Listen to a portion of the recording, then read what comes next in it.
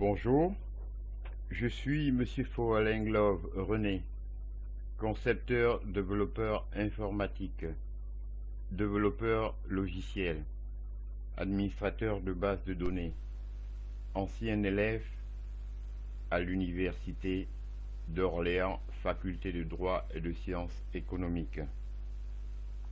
Aujourd'hui, nous allons étudier l'histoire de la macroéconomie. Avant 15, selon les penseurs grecs, l'économie désigne l'art de bien administrer sa maison. La microéconomie est donc historiquement la première forme qu'a pris l'économie. Il faut attendre,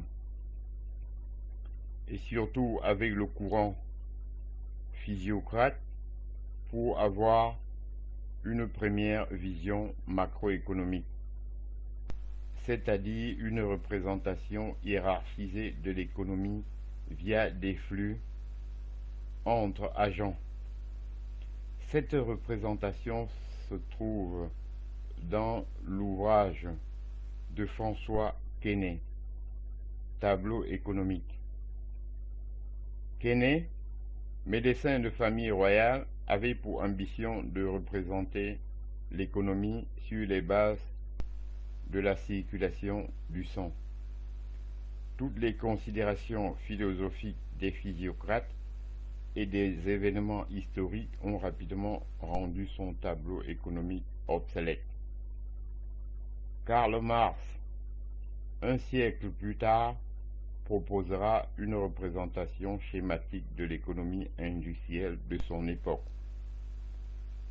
Parallèlement, les fondateurs de l'école néoclassique ont utilisé la théorie marginaliste pour agréger les comportements des agents économiques, c'est-à-dire les consommateurs et les producteurs. Cette microéconomie agrégée approche souvent à la base de certaines théories macroéconomiques. Est la base de la théorie de l'équilibre général de Léon Walras et complétée par Kenneth Arrow et Gérard Debré. Cette vision de l'économie ne peut toutefois pas se confondre avec la macroéconomie, étant donné qu'elle ne se base que sur des comportements individuels et l'analyse par l'économie dans son ensemble. Ainsi, j'en ai terminé sur l'histoire de la macroéconomie avant 15. Nous poursuivrons prochainement dans un prochain chapitre. Je vous remercie.